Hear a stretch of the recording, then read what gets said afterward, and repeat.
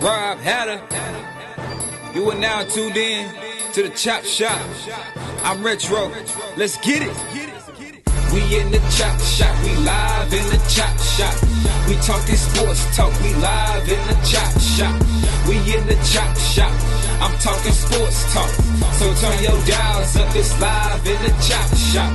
We in the Chop Shop. We live in the Chop Shop. We talking sports talk. We live in the Chop Shop. We in the Chop Shop. I'm talking sports talk. So turn your dials up. It's live in the Chop Shop. Yeah, it's lit in the Chop Shop. Turn your dials up in the drop top. They ain't based to debate, but they keep it fact straight. Going 30 for 30. Let's do a first take on Facebook Live from 12 to 2. Rob Hatter and Jim Hicks going back and forth like Carter Ray and Skip Bayless and Stephen Smith. From on the court, off the court, straight to the field. Not a man that steals, but I made it steal. To the octagon where I fight to kill. We go face to face, then you write your will. I don't play tennis, but I bring the racket. I'm on the floor, I attack the basket. Put you in the casket when I'm overlapping. Never showing mercy, cause I'm always snapping. Never showing mercy when I'm in the arena. Step into the ring, you see me as I beat him. Step into the court, I'm never backing down. Killing competition, I'm smacking down. Let me get back to the other stuff at the Chop Shop, cause they cutting up. It's Retro coming to you live to the Chop Shop. Now let's turn it up. Yeah, we in the Chop Shop, man. Shout out to Jim Hicks and Rob Hatter. You can catch the Chop Shop live from 12 to 2 on Facebook Live. Let's get it. We in the Chop Shop. We live in the Chop Shop. We talking sports talk. We live in the Chop Shop. We in the Chop Shop. I'm talking sports talk. So turn your dials up. It's live in the Chop Shop. We in the Chop Shop. We live in the Chop Shop. We talking sports talk. We live in the Chop Shop. We in the Chop Shop. I'm talking sports talk. So turn your dials up. It's live in the Chop Shop.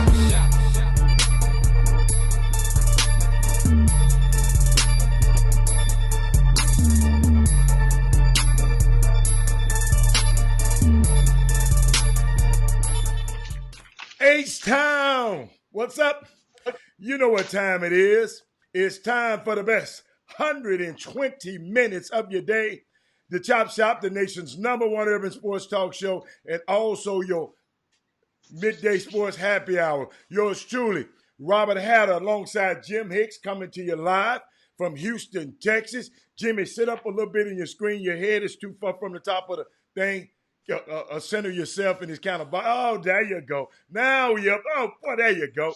But coming to you live from Houston, Texas, where we're broadcasting all over the world. It's a great, great, great Monday. It's 2/24, celebrating the life of Kobe Bryant and his daughter Gianna, and those 7 other lives that were lost in that horrible, horrible tragedy a few weeks back. It's just, it's a great day in sports. We had a great weekend. We want to cover so much, but people who don't know today, Kobe Bryant's public memorial service is set to begin at the Staples Center right now. It's starting right now. And in case you've been under a rock, the NBA great Kobe Bryant and his daughter Gianna, they were honored today. They had a helicopter crash that took their lives, and we just want to, he's been buried and everything. It's just a memorial service. Jimmy, I found out the Celtics, they played the Lakers yesterday in a great game, 114-112. The Celtics stayed over so they can participate in the festivities. So it's just so much going on, everybody. The NBA on Sunday, we had our second and final regular season meeting with the Lakers and the Celtics, and it did not disappoint. I know a lot of us was at I know I was at Jimmy's event, the middle school event. I can't wait to talk about that. Some interesting takes from that. So we didn't get to see the game, but I went home and watched the game later. Jimmy, the Lakers got blown out in January, about 32 points the last time they played. But this time the Lakers won it. But the Celtics did not have Kemba Walker. LeBron had a little shimmy shake at the end to win the game. But Jimmy, I thought about something. You go, there's 6 games up on the Denver, who in the loss column, 5 or 6 games, and I know you think about that, but Jimmy, I thought about something to us older guys, the guys who've been around a long time ago.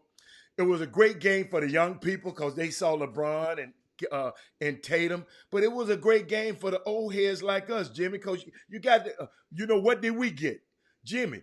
We got so many great games in the past with the Lakers because the Lakers and the Celtics, Jimmy, has met in the finals 12 times. It ain't been but how many 75 years, but they've met 12 times. And the last time I believe, Jimmy, was 2010.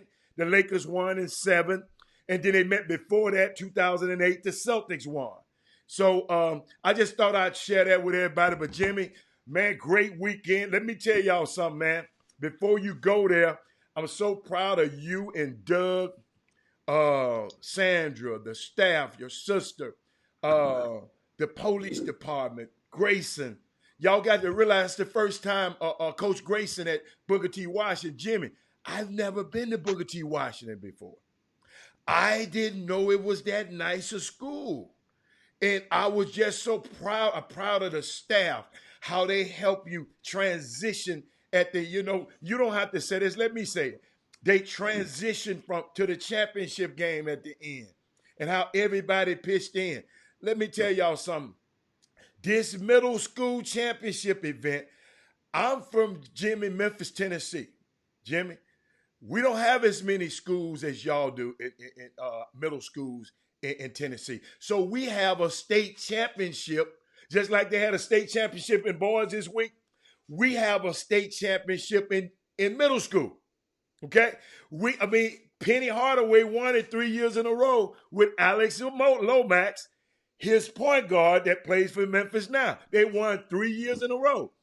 I think 7th, 8th, and 9th grade. And then those guys moved over to East High School and won, guess what? 10th, 11th, and 12th grade. You follow me? So it was an awesome day. I don't know how you came up with the concept. And I just telling you guys, y'all always out here, I want to race Jimmy to this. I want to beat Jimmy to this. Man, the man just innovating right up under your nose. He said, okay, because Jimmy, when my son played in middle school, they didn't have this. You just started this year, really, but last year, last year you kind of dabble in it, but this year you put your foot in it. And let me tell you something, y'all. I came both days in a row. Let me tell y'all something. Robert Haddon will never go see no junior high basketball. I went to see one a middle school basketball this year. That's Money Mike went against TJ Ford, little nephew. Only time I've been. Only time. So, Jimmy, I'd like to tell you, you and Doug, man, y'all did a great job. And I'll let you go from here, but I'm just proud of y'all. I sit back and I know this thing is going to be so big. People going to be standing in line. This is what I predict. This is what I prophesy. People going to be standing in line trying to get in this event. And Jimmy, because people keep asking me this question, let me tell you about it. You have to be a champion in your district or a runner-up. I think this time. But I'm going to tell you, runner-ups probably ain't going to get it. From next year on, the runner-ups probably not going to get there. And Jimmy, I want to have a shout-out because I know you're going to talk about them. I didn't realize it was 2 teams that played in the finals haven't lost a game in 2 years. Haven't lost a game. Lake Olympia hadn't lost a game in 2 years. Silsby hadn't lost a game in 2 years, this middle school. So one of it had to give yesterday, and I'll let you do that, honors of that. What's going on, man? I think I covered everything. I mean, of course, we're going to talk about more about the celebration of life from Kobe and Gianna and today, 224, which is probably going to be an annual fixture in the basketball worldwide. But first and foremost, let's just get right into it. Hal, I want you to cue up something so that the people can see as we give acknowledgments in order to the champions from this past weekend. First, we'll start with the 7th grade champions. and that's the Crosby Middle School Let me find them, Jimmy. from Hitchcock, Texas. So this is not Crosby, Texas. This is Crosby Middle School in Hitchcock, Texas, from Hitchcock ISD. And it's a small town down there near Galveston and Dickinson. And they had been bragging about their team and how they'd been kicking butt all season long, and came down to it. And understand the 7th grade division wasn't as thick as the 8th grade division. And this is something new to the fabric of the community. There should be a middle school city championship. I know it's about, maybe you can think of maybe 5 to 10 cities around the country that could definitely better serve their communities by somebody going and putting together a similar type of event. I mean, this was unbelievable as far as the energy level of these young people. That's the thing. See, 7th grade, these kids on spar, they're in diva mode. Oh, yeah. And that's why it's so good. You know, it's always, twisted now. PGWs are they coming all. Oh, my God. I got a story. Oh, my goodness. And we're going to go and dive into that later on. But meanwhile, Crosby High School, I want to give a shout out to Albert Rubin, Kamari McNeil, Marquise Allen, Trevor Gregory, Terrence Allen, Xavier Scrone, Lloyd Jones, Elijah Sherwood, Kelshawn Johnson, and last but not least, Lil Kiki Leach. Kiki, good luck, me. And Lil Kiki is the one in the middle of the screen, guys, you see, with the little fro holding his MVP plaque. And, I mean, the team, understand, sure, they may not pass the eye test from some of what you guys may be familiar of seeing. This is not a grassroots team. This is a team of all 7th graders from the basketball, the championship program out in Hitchcock ISD from Crosby Middle School. Sure, a lot of those kids play football. Sure, some of them probably won't play basketball, won't bounce another basketball in organized sports, probably as they once they advance to high school. But right now, they seized the moment and they took care of business over Jones Middle School 7th grade team from Aldine ISD. And once again, this Crosby Middle School team were undefeated. They were 12-0. Coming into this weekend. They too finished undefeated. And a lot of teams that entered in the middle school championships, they may have finished 2nd in their district, and some of them finished 1st, and some teams hadn't lost a game. But when they got up under this roof, a lot of teams were consumed. Well, I'll put it like this: had a nice heaping of humble pie stuffed down their mouths. Because I heard the talk on Saturday morning as they came up in there in the afternoon, and when they leave, they realize, man, these dudes, it's some good teams out there. We thought we were good. This is what I mean when I explain to you guys, when I tell you guys all the time about you could be the red ant in your ant bed, but once you get all the red ants together, it's an entirely different mechanism. And it's unbelievable. And a lot of people, same thing with grassroots basketball. A lot of teams think they're very good. Then they'll go out and venture out and play some of those sneaker programs, and you go out of town and you realize, wait a minute, what we thought was good. We knew we were good at home. I know I'm one of the best kids in my city or in my area or in my state. That doesn't always transcend and over. But shout out to those guys. Now, on the 8th grade, of course, hold on, first, let me dive a little deeper. Okay. I mentioned the kid, little Kiki, who won MVP. Yeah. Kiki Leach. He, what is my score sheet at? I got it right here. He finished with 15 points in that win. Also, Lloyd Jones, number 3, 14 points. How about Elijah Sherwood, 12 points in that win? And, I mean, they just took care of business. But that's not to slight Jones Middle School in any form or fashion. These guys here, they were good. and I had been told because Shaston Marks, he teaches at Jones Middle School, and he had told me these kids really think that they're the best in the world, which that's great. But boy, they came one half short against Crosby, and we're talking about it was a 2-point game at halftime. It went down to the wire. All of a sudden, the teams, as I'm going to talk about the eighth grade, Kiki Leach made about 4 or 5 plays in a row. Yes, sir. And he just couldn't stop making buckets. Yeah. He couldn't stop making plays. Microwave. He getting a steal here. And it was fun because he became a prisoner of the moment as we're announcing his name and calling his name over the speakers. It seemed like he was feeling the what do they call it? The anointment of his productivity. Jimmy, no. Let me tell you what's so funny. I was on there. Because Drake got this song out called Kiki, Do You Love Me? Kiki, Do You Love Me? Yeah. So Kiki was out there getting it in, baby. Yeah, man. And I'm seeing B. Scott says Kiki has been a bad player. Oh, okay. He played on the Houston Hoops with Jason 3rd and 4th grade with her son, and he got a chance.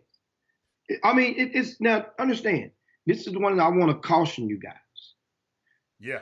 Just because a player earns MVP of this tournament, that does not mean you're the number 1 player in the city.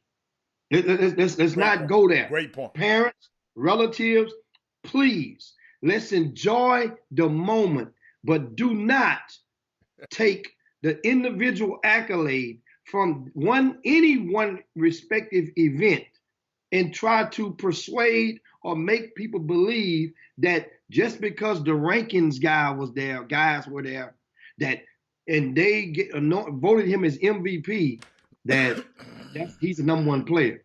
No, he won the MVP of that event. That don't mean he's the best player on the team. That don't mean he's the best player in the event. That don't mean he's the most recruitable. That does not mean that John Calipari or Mike Krzyzewski is going to come down and offer him a scholarship. That don't mean that. So let's not go and make those kids think that those things are in order. Well said. And because he's earned this individual accolade, I want to, and please, I caution people against doing that. Shout out to Derek Johnson. I see you right now. And want to also give a shout out to Richard Law.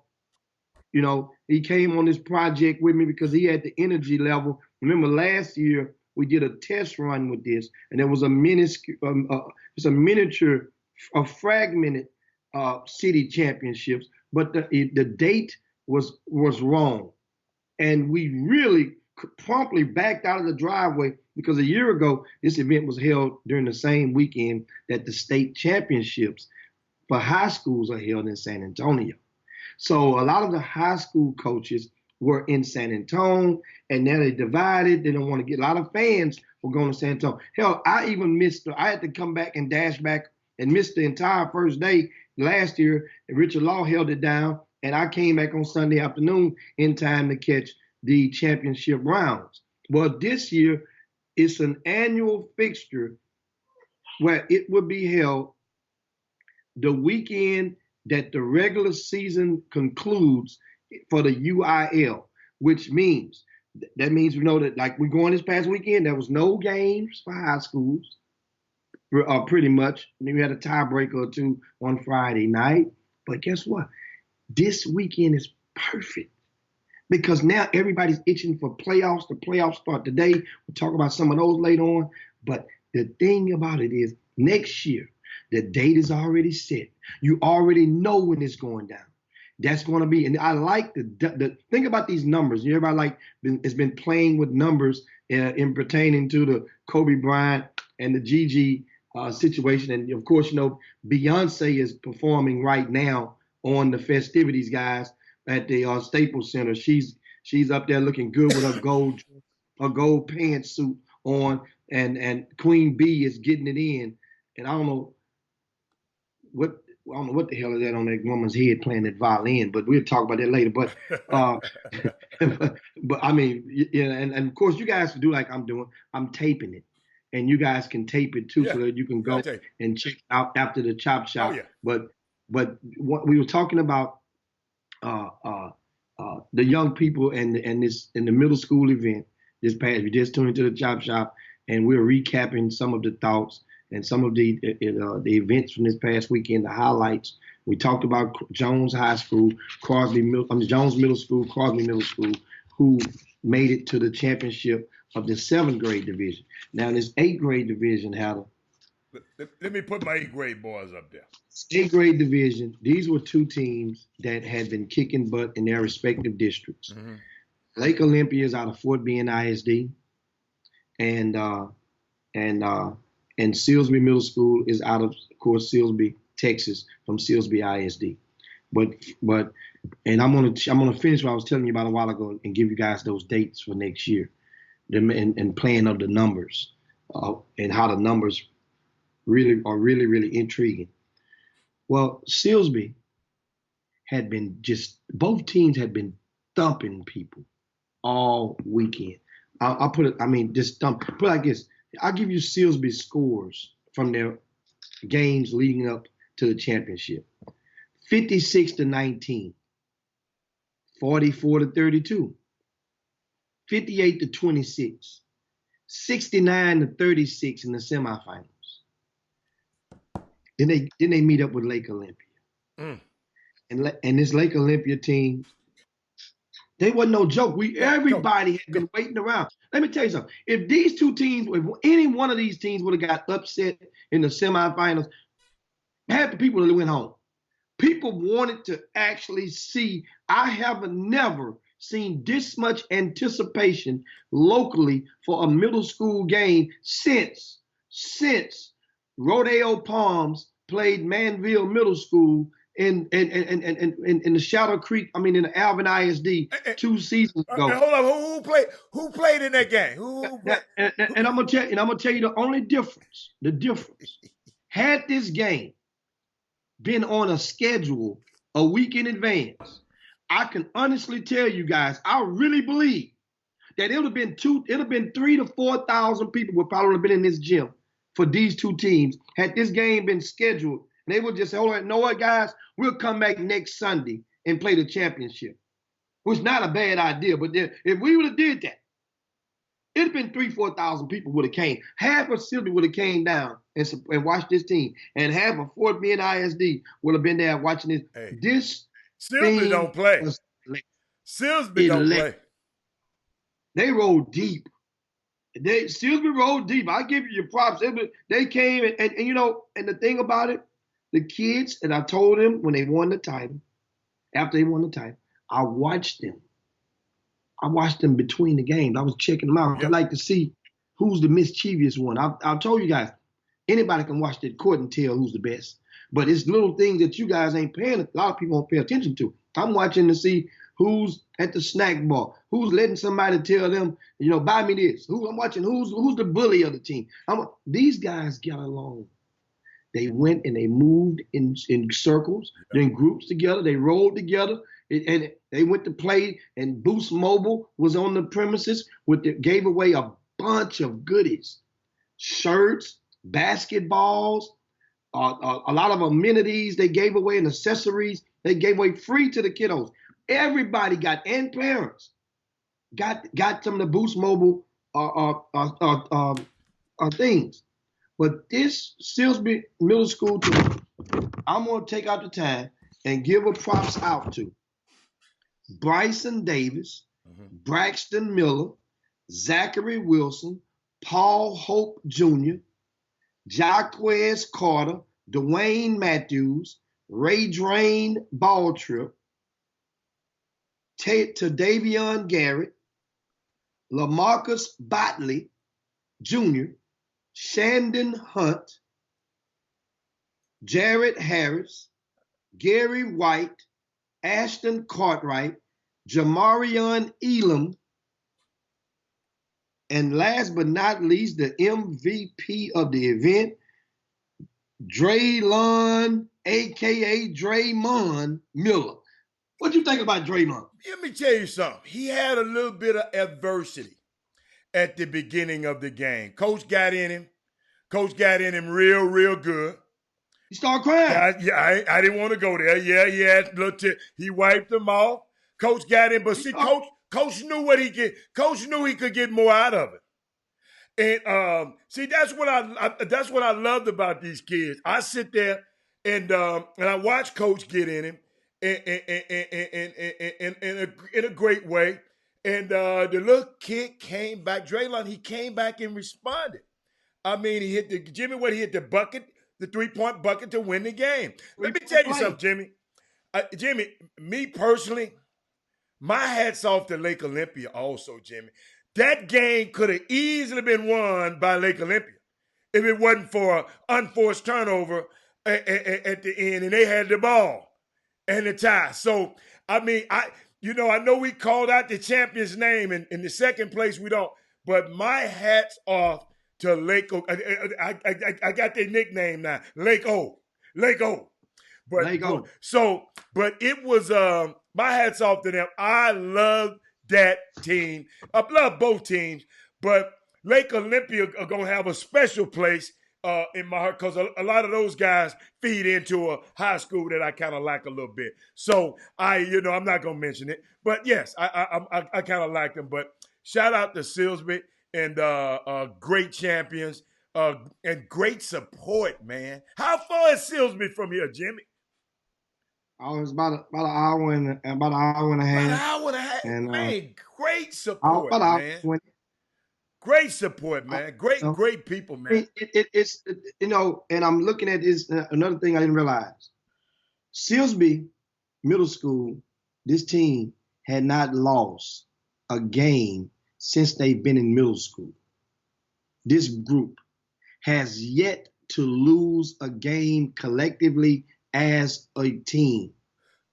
Think about that. The other team too, Jimmy. Lake Olympia. Yes. Had yet to lose a game while they were in middle school, period. And I gave you the results of the Silsby's margins of victory leading up to the championship. How about I give you Lake Olympians? First game. They played the champion from out of Tomball, Salem Lutheran. Salem Lutheran have won 29 games this year. 8th grade team. Guess what the final score was? 55-10. Yeah. Second game, they played Knoll Middle School from out of Sheldon ISD. And mind you, Knoll Middle School was undefeated. 61-25. Knoll Middle School coach came back Sunday and said that he was missing his best 2 players, and if he can get a crack at Lake Olympia again, he can almost guarantee a win. I say, Coach, I'm not going to tell Coach that. Just stop. Third game, Lake Olympia played a team out of Houston Independent School District called Meyerland. That's located near Bel Air, right? In the shadows of Bel Air. 78-32 was the final of that game. In the semifinals, they met the champions from Humble ISD, who had one of the most talented players in the building, called the Westlake Middle School. This school feeds half into Summer Creek, half into Atascocita. This school is talented. They have been kicking butt all year. They're the pride of Humble ISD. You talking about the little young fella who got tired at the end? What's his name? I gotta look him up. The last name Patterson, I think. I gotta look him up, Al. I gotta look him up. Dude, I think his last name. I love him. 25-23. I love him. Was the final score. I'm looking now. I'm looking up Westlake, and I'm gonna tell you the young fella's name. And guess who was coaching this Westlake team, guys? Tell them who was coaching the Westlake team, Al. De'Aaron Fox, dad. Big Fox. Aaron Fox. Aaron Fox. Yeah. He was funny too, man. I had a ball with him. I had a ball with him. The young man's name is Cameron Patterson. Cameron Patterson. Remember this name. Cameron Patterson. Yeah. Cameron Patterson has a chance to be really special. And, you guys know I'm cautious. A lot of people are going to probably go and accelerate their projections a lot further than I am. I I don't feel comfortable anointing 8th graders Yeah. as Yeah. promptly as a lot of people do. Coach, You know why? Because you some wouldn't kids hold up. You didn't let me anoint mine. So I'm glad I'm glad you're sticking to your who's gun. yours? Who's yours? Huh? I ain't calling no name. I don't like calling no name. They get mad when I call name. Everybody gets so sensitive when I call name. Bryce Griggs. Now what you say? Hold on, time out. Yeah. What? Minnie Collins says she heard that one of the parents of the Lake Olympia team wanted to play High Towers JV team. Stop. No. Well, you know what? You probably heard that before this weekend, before Silsby got a hold of that ass. No, they didn't want none. They didn't want no parts of that JV. I've seen High Towers JV. Jimmy, they wanted to play, but they really didn't want to play. You know what I mean? Cause your mouth will get you something that thing can't cash in. You can't cash it in. So no, they don't want no parts. I've seen that JV. I've seen both teams. Not gonna happen. Not gonna happen. Yeah, man. Yeah. I mean, dude, guys. Hey, Jimmy, let me tell you something. Let me talk about it. Them Lake Olympia. Hey, y'all. What summer basketball scene?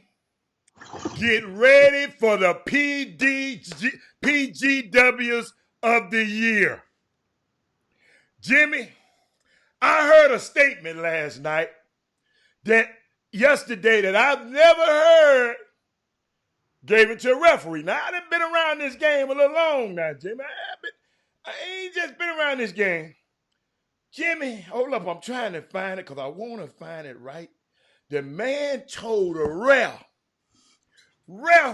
I'm trying to find it, y'all.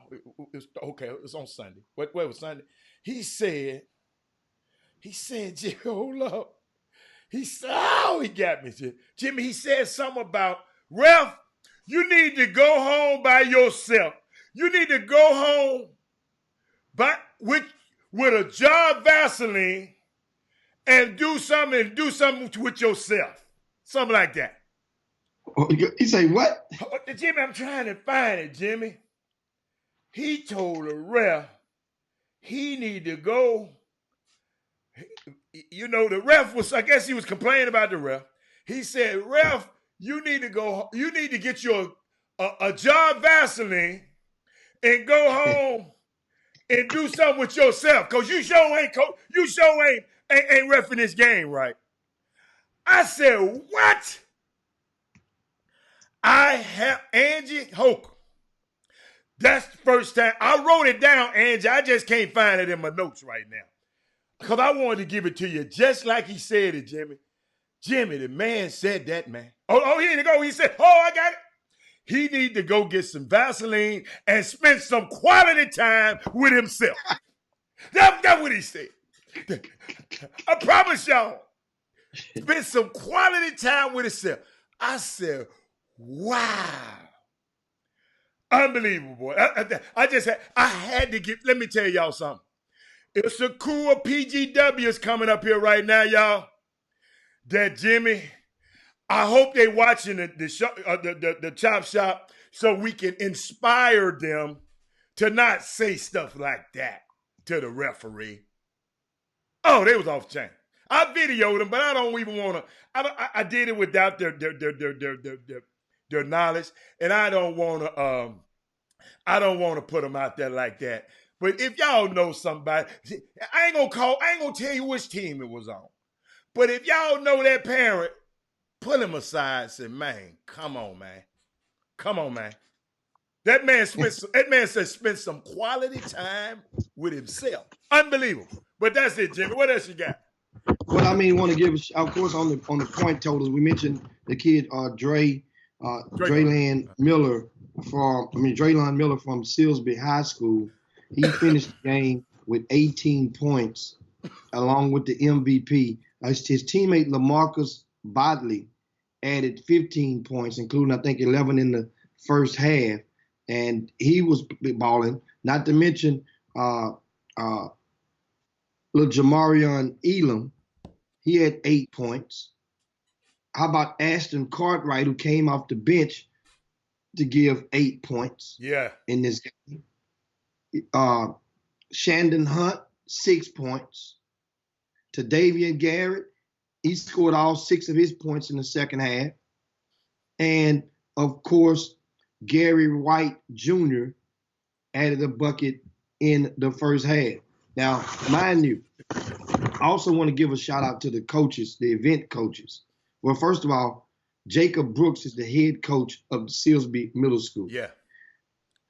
For Jacob Brooks to take the step to believe in this concept, because there are so many people that were confused out abroad in greater Houston, so many school districts, a lot of middle school coaches didn't want to go and allow their teams to play or to give them the blessings to play. Jacob Brooks felt compelled to provide his kids with an opportunity. Think about it. Silsbee is in Southeast Texas, guys, roughly an hour and a little bit over an hour away from H-Town. So the exposure that those young men get down there is fragmented. It's few and far in between from what you would get, what the greater Houston counterparts get, their peers. So a lot of times those kids start behind the 8 ball unless they go and attain it during grassroots basketball, meaning they have to go and almost play with a team with or against on a fluent level teams from out of the city. So what this event does, this event provides an opportunity for a lot of young men to introduce themselves and their game to Doug Jones and myself and a lot of guys from around the city and that came out. We even had a female from Rock Stars Athletics. April Daniels. In the building. Huh? April Daniels. April Daniels came out. Yeah. And she was covering the young men and provided recaps. This exposure. You had, mentioned Sloan. You had the what's my young cats from the Extra Eyes Media. Oh, yes, sir. Gary Carter. Carter. The exposure. Yeah. See, here's the thing. Well, a lot of times people use excuses and try to hide behind excuses. If you're seeking exposure normally expedites or helps to expedite the process. That's what it's designed for. Hype, then exposure. Then you get some ink. And think about it. We're the Chop Shop. We've spent 40 minutes talking about some 8th graders and 7th graders. You would never get this anywhere in the world. Think about what we're talking about now. You would never get this. And so to think about the ability to get exposure. Some kids did not play. As I mentioned earlier, the coach from Noah Middle School. I said, Coach, well, where were your kids? Why weren't they here on Saturday? He said those 2 kids went and played with the AAU team. I said, Coach, it ain't nothing you can do about that. You can't control that. However, for those parents to not understand what the hell did you go play in Houston as a summer event when this was going on? What was the purpose of playing in that summer? That's what I'm saying. What's the purpose? And what we all got to start asking yourselves at some point in time, what is the purpose that we're going? What's our mission? What's our objective? Some events you just want to go just to go, to support John Doe. That's fine. But if you're seeking exposure, those 2 young men from Noah Middle School, they're behind the 8 ball now. That means I'm going to see you 3 times just to get in the same conversation with some of the kids, some of the young men that I saw this past weekend. Jimmy, I got some ball so hard. I forgot who that is on. You know who that is on. Jeffrey Day. Jeffrey Day. Oh, Jeff made my bad. I can't keep everybody. He said he heard that some of the coaches didn't want to play because the middle school head coaches couldn't coach. They said some of the schools didn't want to play. the schools, because but they gonna get around, That same and I rule. understand that, Jimmy. Sometimes. Understand this, Uh huh. okay? Uh huh. Let's take for a minute. As a school sanctioned event, but that's not a school sanctioned But event. this not a school sanctioned event. Yeah. Right. You So see, so it this is non-scholastic event. so they shouldn't So have. Yeah. That's just like a so summer now event. Yeah. exactly. So now let me get this stuff straight so you guys will understand and really really understand the essence of how this thing works. The middle school city championship is not a scholastic event. Good. That's why most of the teams were prevented from wearing their actual school uniforms. That's why most of the coaches were prevented from sitting on the bench. They sure was This, coaching from the sideline. yes, you can do what you want to do from the sideline. And that's how it goes. Yeah. So that's normally how it goes. Is a lot of those coaches, they'll sit right in front of their bench. Some coaches had Houston Astros baseball type signals. Some coaches were holding up their hands for what 2-3 or letting know when the subs come in. Jimmy, hold on. Your best friend, look at her court. She got some on the feed. B. Scott said Hicks, but we middle school parents shouldn't worry about exposure at this age. We should just play, develop, and get better.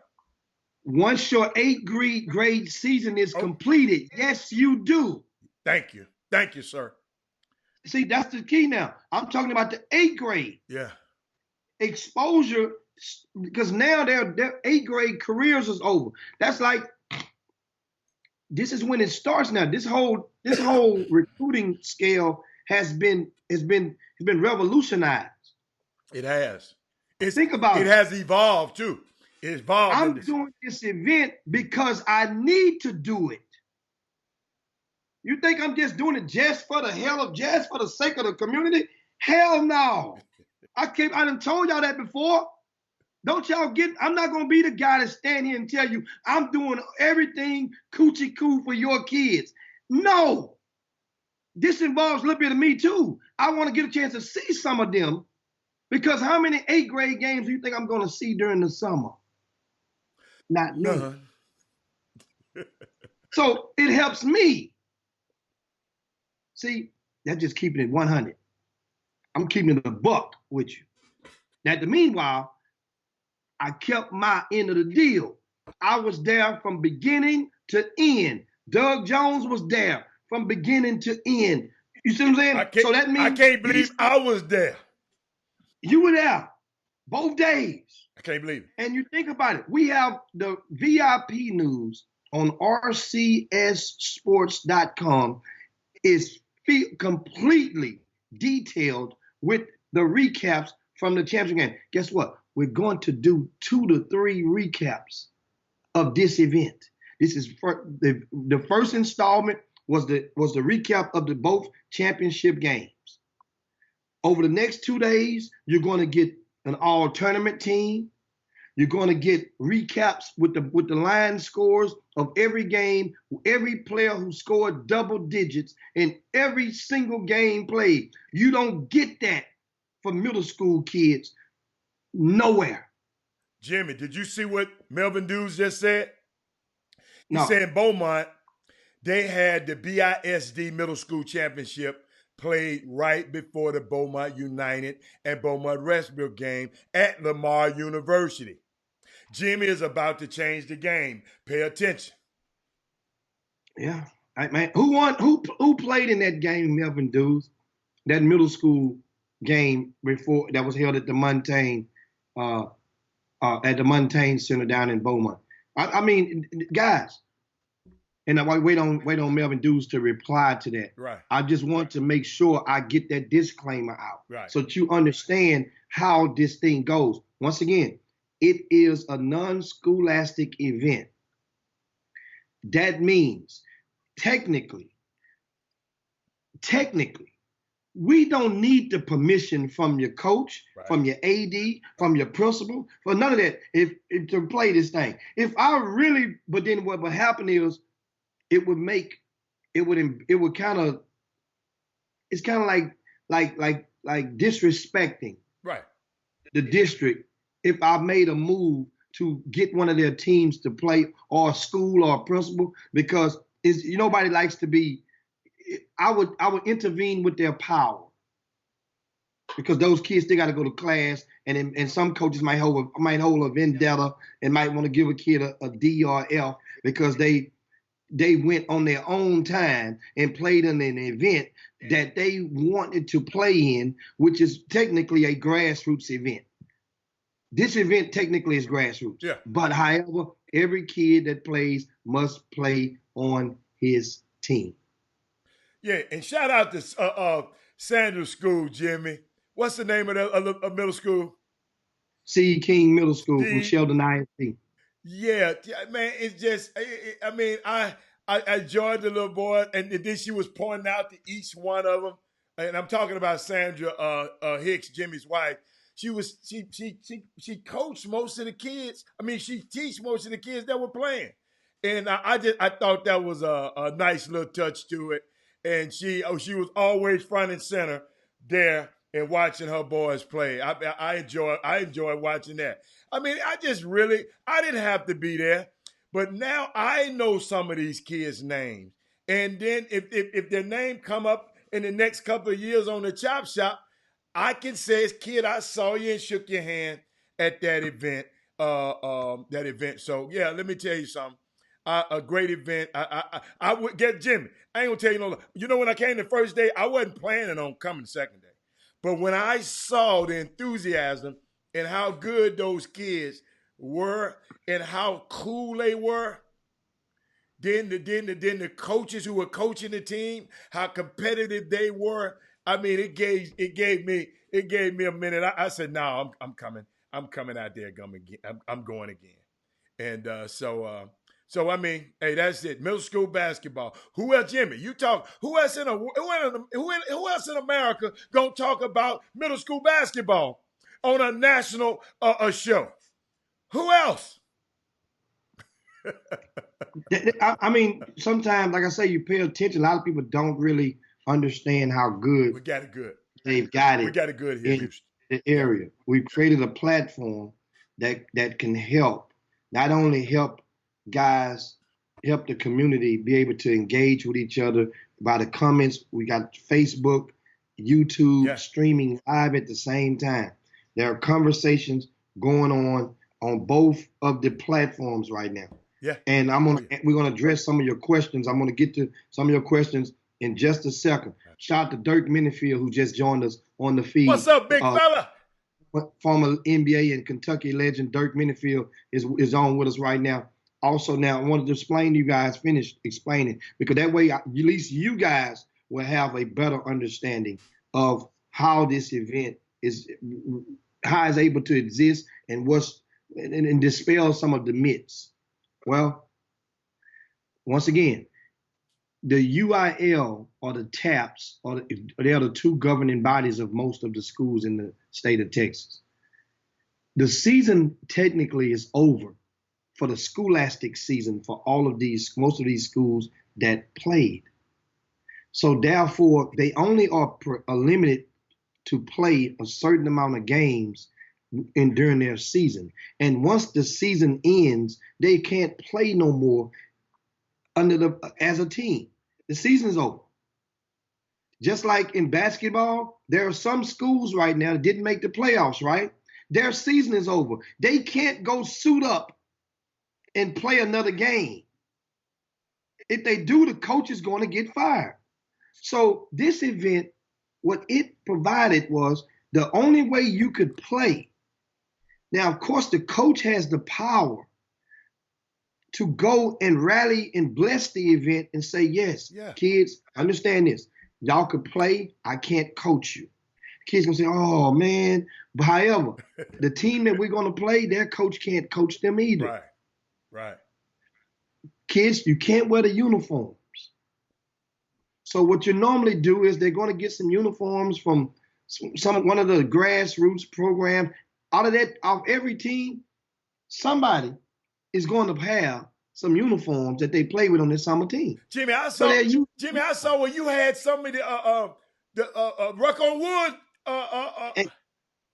Uniform. Some of the on wood jerseys. Yeah. This is how it's come about. If you remember this, if there's a team out there that can't get uniforms, see, eliminate the excuse. because some coaches don't have no relationship with the grassroots coaches.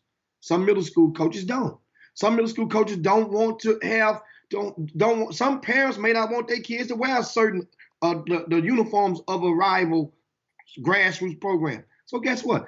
I have uniforms. I have enough uniforms for damn near every team. Yeah. If that's what you need, but it's going to be a lot bigger. The jersey's going to be bigger. So that's the whole thing. I only have a limited amount of the sizes that would normally fit a middle school kid who's sub 6 foot. The bulk of them. Now, once again, another thing. Most of the time, the coach of the team would normally be a parent or somebody close to the coach who understands it. You can't be a coach, and it's not supposed to be a teacher at the school. Gotcha. Supposed to be. So understand, it's simple. This doesn't need the permission, but you want their blessings. Now I'm gonna tell you, speaking of the high school coaches, every one of those schools fed into somewhere. A lot of high school coaches were in the building. Yes, sir. During the course of the weekend. For one reason, for either to watch and protect their players, well, not their future players, to let them know that I'm there to support you as your future high school coach. And another reason, to make sure that the other coach other coaches weren't trying to poach the kids away. Yes, it happens in high school ball. See, you thought this stuff just happened in grassroots? No. So I want to give a shout out off the top of my head. Some of the high school coaches that were in the building represented Concordia Lutheran, Eisenhower, Nimitz, Aldine Davis, Wheatley, Jack Yates, and we got some more. What other coaches we saw? Now, y'all help me out in the boom boom room if you're watching. Other Summer coaches, Creek, Jimmy. Summer Creek. Yeah. Who else out there, guys? There was some more coaches. There was some more. Y'all help me out with some of the names. I saw Yates. You said Yates, right? Yeah. Okay. There were about 10 high school coaches in the building. Yeah. And that were represented. I'm talking about different schools that were represented by one of their coaches on staff in the building. And like I say, those guys came out. And what we did to the coaches on Sunday, every high school head coach, I sent out an email. That's right, MacArthur was in there. Thanks, Pew. Shout out to MacArthur. Hell, MacArthher had their head coach. I forgot about Pew. Oh, and Ford from Maid Creek was in the building. Was there. That's right. Yeah. That's right. I mean, keep going, y'all. If somebody we missed, we want to make sure we acknowledge. Hey. Seals head coach. Hey, Grayson. Hey, Grayson was taking a peek. I was in school, but he was taking a peek in there. Booker T. Washington was in the building. Hey, we had the legend in the building, Jimmy. Dwayne Rogers was in there. Yeah. Oh yeah, and Bel Air, one of Bel Air assistant coaches was in. Okay. Hey, guess what? Guess what? But we want to give an acknowledgement to all those coaches. No, Jimmy. Guess who else was there? Steven Woods was there because I was texting him every few minutes. So guess what? Technically, he was there. So wait a minute. You working for Steven Woods for High Top? Hold on. Let me get me something to drink. Okay. Okay. Y'all, we learned something new. That's right. Oh, man, another one. Thanks, Larry Washington. Coach Mason was there for Texas City. I saw Coach Mason talk with him. He was there. And Texas City was in the house. They said Wheatley coach and Silsby coach was there. Yeah. I wanted to meet Silsby coach. Understand. So, and once again, I'm going to send the email out further in advance next year. But on Saturday, I sent an email out to all of the high school coaches that were in my database. And I informed them that they all had complimentary admission if they wanted to come and attend on Sunday. But they had to text me to let me know to confirm they were coming. Don't just come to the door because everybody can hear you saying their assistant coach. That way I can let the front personnel know that the coaches will be coming. They'll be expecting them. Now, mind you, another thing that you guys mentioned about this event that was very, very well received is that this event was an affordable event. It was only $5 admission both days. All day pass was $5. If that wasn't, and that's in sync of what it's supposed to cost That was good. and what those parents are used to playing when watching their players with their middle school team. Guys,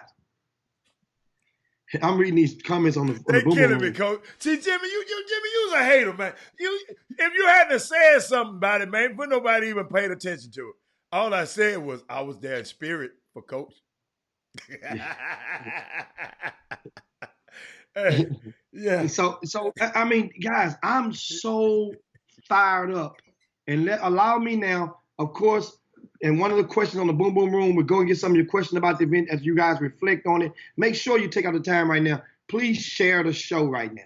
Let's share the show out. Your timelines and friends. I'm gonna do it right now. Let's get that done, right? I just did. And Dirk Minifield says, why, great event, why the UIL don't follow the lead of other states like Kentucky and have a middle school state championship?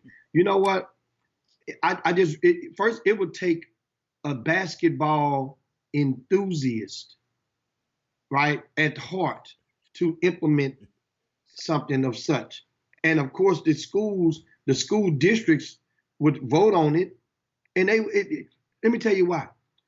If somebody went and did the budget or did the estimates, because do you guys think that more parents attend middle school games or high school games? More relatives, so to speak.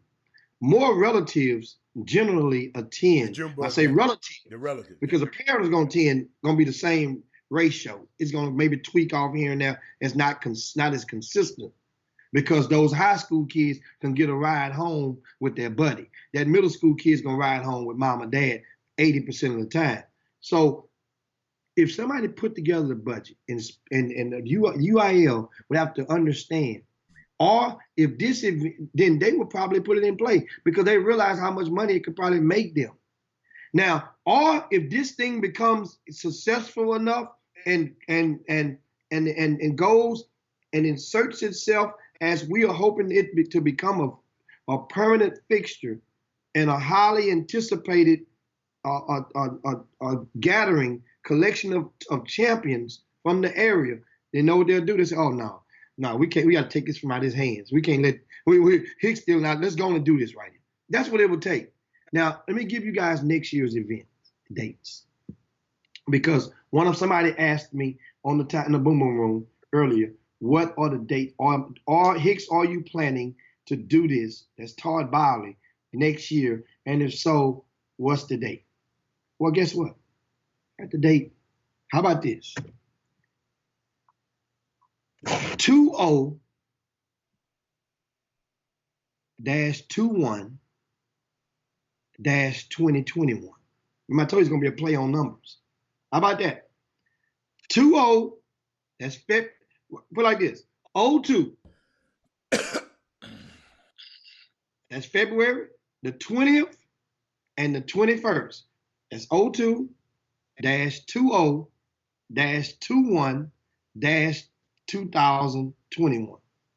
That's the date of next year's event. So now our job is to go and spread the word before the middle school basketball season even begins.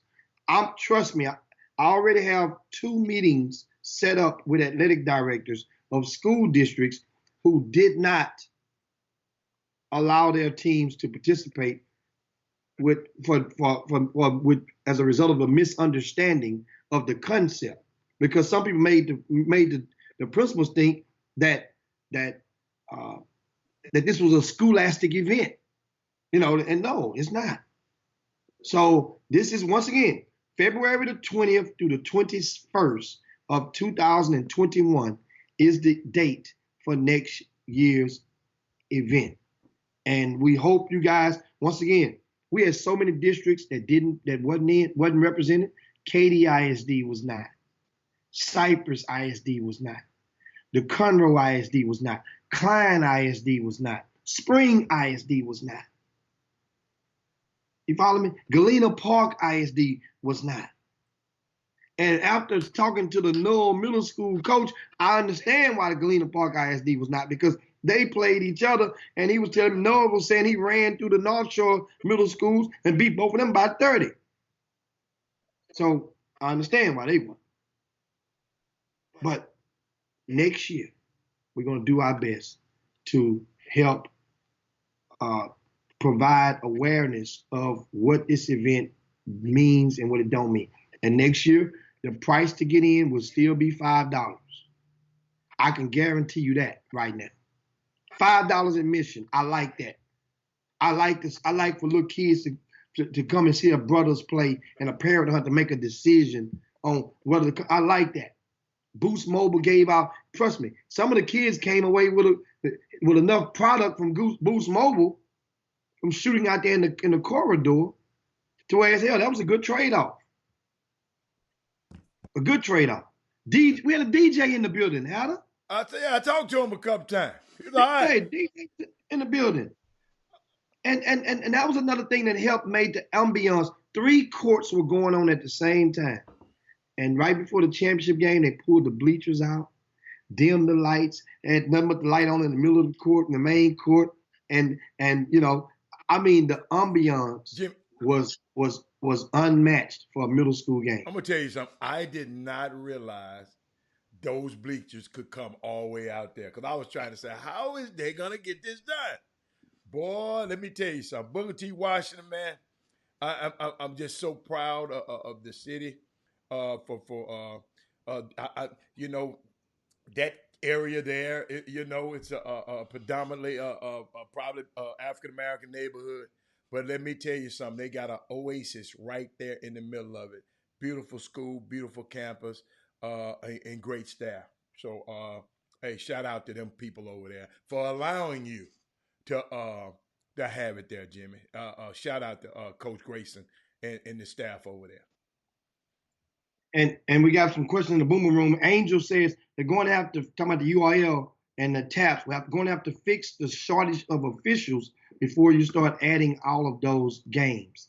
Well, remember this.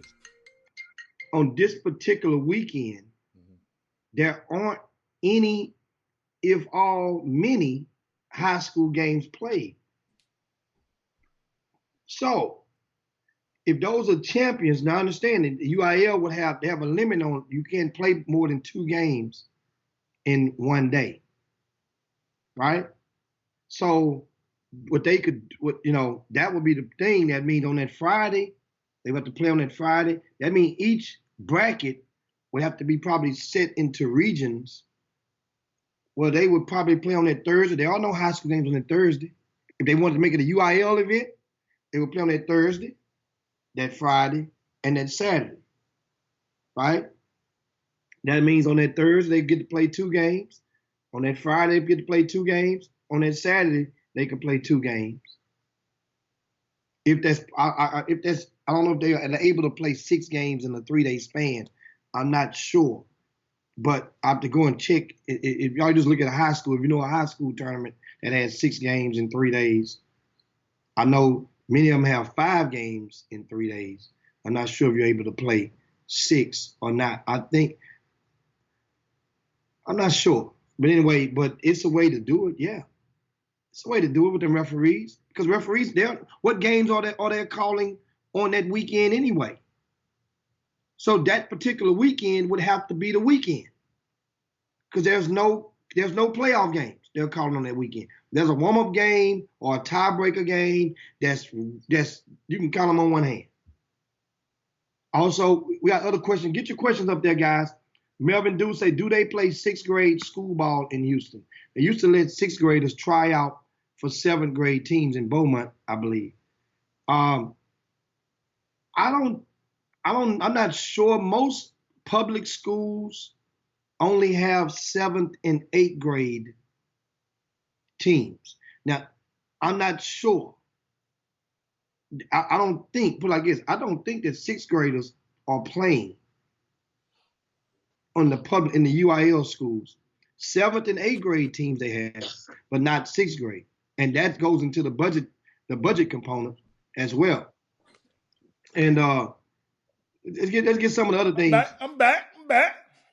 Hicks, can we at least tap into the girls also? I had 2 of my girls signed with UT and Texas A&M, no publicity. Brandon Cannon, I'm glad you asked because my plans for 2021, get this, on February the 13th and the 14th. That's a week before. That's the week before of 2021. I'm hoping to implement the first girls middle school city championship. See, guys, you got to get the boys and get that plane off the ground first, which this year I think we've done it now. It's good. That's going to be okay. Now it's time to go. That way, the girls, that same weekend of no games going on would be the weekend before because the girls' season starts 1 week before the boys' season. You got me? So, yes, the girls' middle school city championships will take place next year, the week before.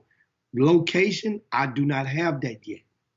But I do know that the boys, Booker T. Washington High School has, before we left there, they say, baby, you got to bring this back over here. Okay. We love this. Right. And I love the ambiance of it. Me too. Because remember this. Well, we have plenty of room to grow it. Yeah. You know why? Because both days, no games started before 12 noon. Mm-hmm. Those are 3 courts. Right. And every game, both days, the last game was at 5:15, 5:20. That's the last game started. Yeah. So we can go 2 or 3 hours up early and go 2 or 3 hours back. Yeah. Or both. Mm-hmm. On both days. If need be, and still keep it popping right there. That school is 2 blocks off the intersection of Loop 610 and Yale in Houston. That's pretty centralized for everybody. Pretty centralized. Hey, Jimmy, Brandon Cannon said, let him know what he can do to help about the girls. Brandon, send me a DM or send us an email to the ChopShopHTX at gmail.com. ChopShopHTX@gmail.com, or send me what they call it, inbox me. Mm-hmm. Then I'm gonna tell you, I can give you the concept and all of the basics that you need to understand it, because there's going to be, understand, a lot of middle school coaches don't play fall ball. So this thing goes up under the same pretense as when you see high school teams playing in the fall. Their coaches can't coach. They're not supposed to wear their uniforms, right? Mm-hmm. Same pretenses. They're not supposed to go on the school bus to get there unless they have a special fund set up from the outside to do that, from their booster club to do that. But realize, this is magnificent from the energy that was provided with you guys. Now, is a middle school, the magazine section coming soon? That's a lot of work. But you know what? If nothing else, that's a possibility to devote a page to it, to nothing else, to reflect on the champions of the past city championship and advertise it to let people understand when this one is going to go. So yes, that's not bad to do that. Or include them in the ad page, show a picture of those champions, say congratulations, because those young men will be in the 9th grade, but those 7th graders will be in the 8th grade. So as we talked earlier about the teams out of Hitchcock ISD, Crosby Middle School, those guys will be in the 8th grade. So they're going to be number 1 seed next year. Number 1 seed. And so another question is UIL and TAPS in one middle school tournament. Well, that happened this past weekend. but it wasn't an UIL/TAPS event. We just put it. It had a flavor, guys. Remember? Don't you guys remember the season, the Super 16 extravaganza, which we do every year? We call it the Fall High School Championships. Well, this thing is similar to that. This is the version. We do that in the preseason. Well, this is the postseason rendition of that's the winter high school championships. Hey, Ron got a good question too, Jimmy. How was the seating in the gym?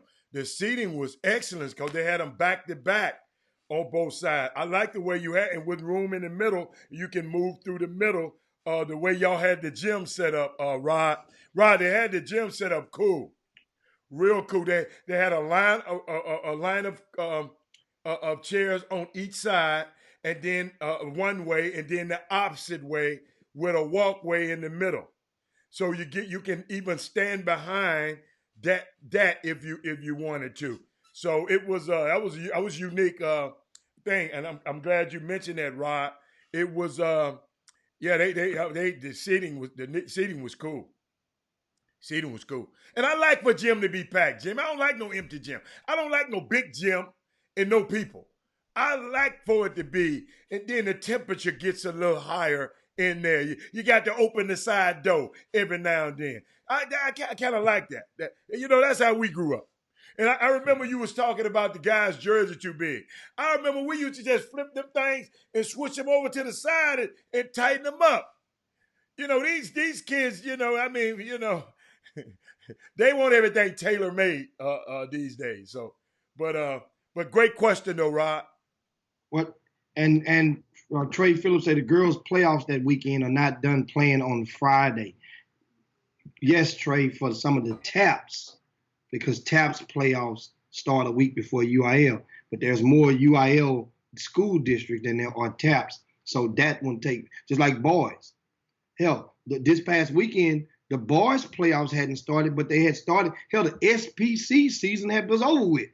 For those schools, they're feeding it up, but the teams like Westbury Christian and Fort Bend Christian, they are in playoffs this past weekend. But I'm talking about the majority of the school districts were idle on that particular weekend. They will be the same way for girls. So that's why the girls event next year is projected to be February the 13th and the 14th. Hey, Jim. That's a Saturday and a Sunday. And the boys will come the 20th and the 21st. So once again, if you guys know, like I said, we don't have a site for the girls yet. No, but I do know there's going to be a girls. Yeah. If Booker T want to open their doors up and do it, that'll be the perfect location. We go back there. If we want 3 courts. Yeah. Because that way we're able to keep everything and see it there. Yeah. That's sweet. Hey, Jimmy, and I think Angel mentioned something earlier about how they have to watch this because he just said something about a shortage of referees. Yeah. There's a shortage of referees. I addressed it. Is a shortage of refs. Okay. The numbers are down, in referees, and I've just noted the Referees Association this week. I'll probably chime in more on it and give you, but they're in Houston, one of the chapters, the president, the terms have expired. So there's a new president coming up in the chapter, and there's another shuffling of the deck, especially among the black basketball referees. It's about to be hectic for a lot of those guys because now the new guy coming in, I don't really know him, but his circle is not, he's not part of one of the initial circles in place, put it like that. So it's a new regime coming along. And a lot of people are threatening or contemplating starting their own spinoff chapter of officials that will basically govern the private school ranks in the area, because they say there's enough private schools in Houston for them to get the same bread with less headache than it does on some others. So we'll see, and I'll be able to update you guys on that. Now, one of the things I want you guys to understand, I want to thank you guys for coming, for your support on the middle school city championship this past weekend. Thanks so much. And now you guys get to see, for those that came out, met a few people from that watch and listen to the Chop Shop daily. Yeah. And you get to see how and what I do. And this event didn't make no money like that. Right. It's been only cleared a couple $100. Yeah, you got a lot of expenses. Jimmy, you gave away $1,000. Yes, gave away $1,000. That could have went in the pockets. Yeah, yeah. But the thing is, the joy that it's seeing, it plants the seed. Yes. Yeah. For the community. Don't get it twisted. It gives me the opportunity to identify some players and be able to see some of these young people, the stars of tomorrow, and see basically, like right now, if somebody tells, like people have been telling us, Adam, that Silsbee High School fans have been telling us that Yates High School, they the favorite. They might go and have their little run they had with Devin McCain and Jordan Adams and Braylon Bush. He's a senior right now. Guess what? That little run is over, and they said it. We'll be back in a couple of years. You tell Jack Yates that Silsbee High School is coming to that ass. Reloaded. And so I'm like, man, hush. Because Greg Wise going to keep on. They got plenty of real estate over there in Third Ward. As long as the kid ain't trying to play varsity, time he get there, he might take. But he coming there to take. Think about it, like our young fella. The little the little short cat. He ain't played varsity yet. Yates. Oh, that's right. He gonna be a player. He's a little tiny boy, but boy, guess what? Pee Wee was a little tiny boy too. That's right. By the time this boy get in 12th grade and Chooks Isatua comes back next year, Latrell Moore comes back next year. But this ain't about Yates. This is about Silsbee. Silsbee, we know that Silsbee have something to fight with for the next 4 years. Yeah. Might be a little lumpy next year because they all will be 9th graders. Hey, Jimmy, what's my little Brandon Ingram looking, the little guard, the little Brandon Ingram looking dude with the braid? On which team? On Silsbee team. Draylon's, that's his Robin. You had the kid with the ponytail. That was LaMarcus Bailey. No, not the ponytail with the braids. I call him Brandon. He looked like Brandon Jennings. Got the long leg, the guard who was shooting the threes. Oh, you talking about number 5? Yes. Number 5. Yes. That's Jared Harris. Okay, yeah. That's Jared Harris. Yeah, he gonna be. He didn't score a whole lot, but he ran that team. He gonna be something to be reckoned with. He gonna be Lamar Hurd Part 2 when he get up. I like Jared Harris. I was watching him. I said, okay, he ain't scoring because he ain't trying to score.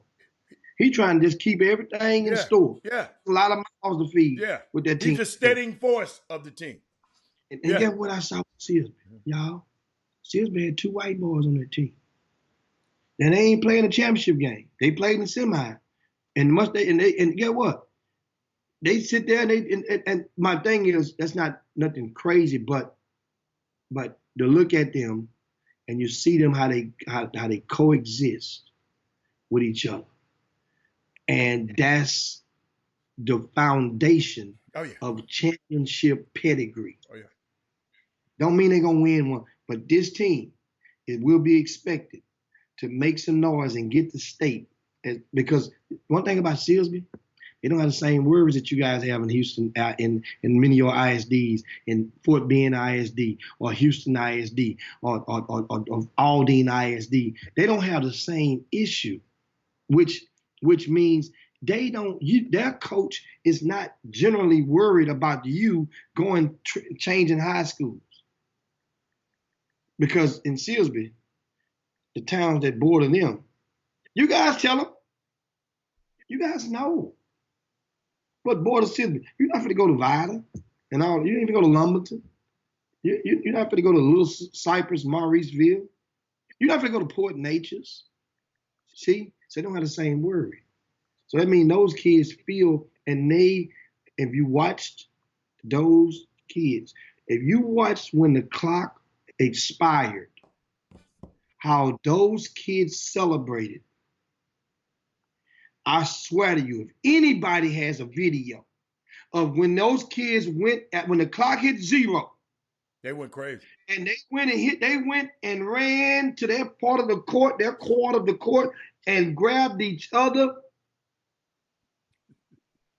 that put it all together. Them kids. If you didn't get it, and you saw that moment, Yeah. you got it. Up against the curtain. They went over up against the curtain and went crazy. They were playing for their set. Yes. Yeah. That's different. You see? They were playing for their set. What time is it? And Jim, it's that time. It's that time.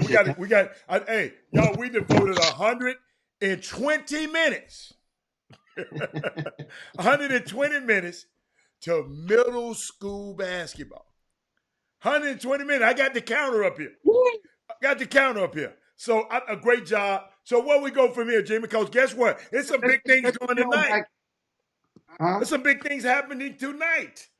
There's some big high school games tonight and high school basketball taking place around Greater Houston area. Some of the games that will take place tonight, you guys know we have the brackets on rcssports.com. And Brandon Cannon say he has that video. Okay. Brandon, send us a clip.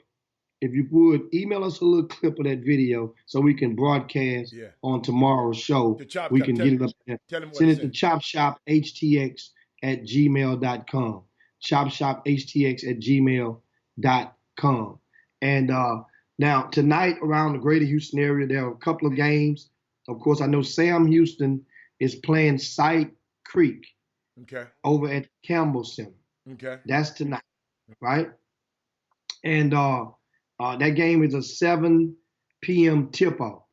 Martin Ranch is playing Elkins tonight at the Merrill Center in Katy. Also tonight, in Class 6A, Atascocita is playing Beaumont Westbrook at Beaumont United High School. Remember, those two coaches had a discrepancy and could not agree on several proposed neutral sites. So then it was decided that they would just flip for basically home and home, meaning that Beaumont Westbrook would play at Beaumont United and Atascocita would put up, I think either their gym or Summer Creek, they would put up, and Atascocita lost the coin flip. That's a 7 p.m. tip if you're down in Beaumont. Bel Air and Jersey Village is tonight at Cy Ridge High School. Ridge Point is playing Tompkins at 7 p.m. over at Wheeler Fieldhouse tonight. Those are tonight's games from Greater Houston. Well, they have a couple more from Region 2. Those are the Region 3 6A. I know Cy Woods is on the road playing Leander at Giddings High School at 7 p.m. That's tonight. Also, is there any more? Yeah, Aldine Davis, that's right, is playing Klein Forest tonight. That's going to be a good one, guys. And that's over at Klein Collins High School at 7 p.m. Now, going to the Region 3 5A games that will be held tonight, Paytow, which is in Katy ISD, they're playing Willis at 6:30 at Spring High School. Madison is playing Manville at 6 p.m. at Hobson Fieldhouse tonight. Hightower is playing Sharpstown at 8 p.m. at Butler Fieldhouse tonight. Right? You snap your finger. That's where you're going to be at? I just cannot snap my...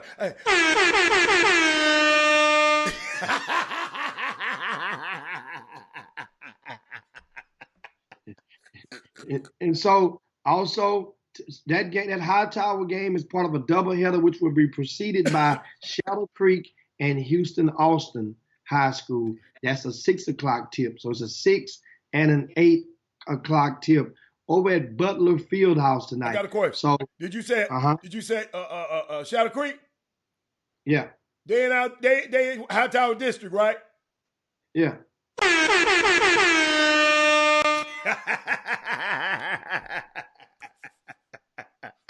Also this evening in Class 4A, Yates High School is playing Bay City at a 5:30 tip. How about that? 5:30 at Barnett Fieldhouse today. That's Yates in Bay City.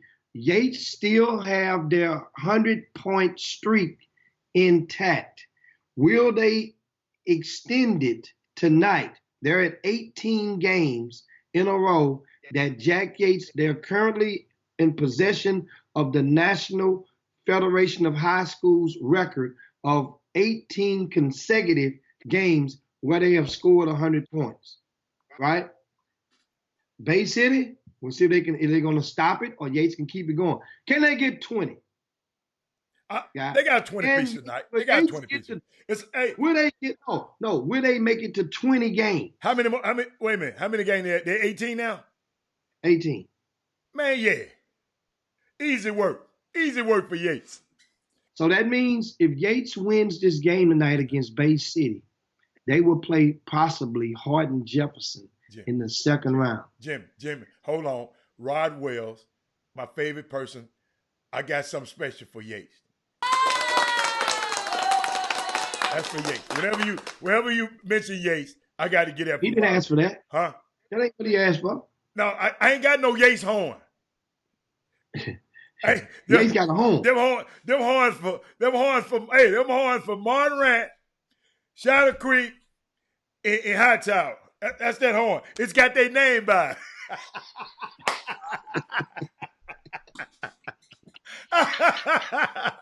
hey, Rod. No, because I don't want Ashley to get me. I got to do it for Ashley Jones. That's my favorite. That's one of my favorites out there.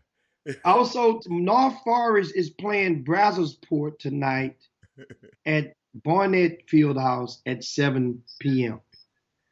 We have a couple of more games on the docket tonight, but they're out of town involving Silsbee and Livingston is playing tonight at Lee College. And understand, let me give you this scenario tonight. What's the scenario?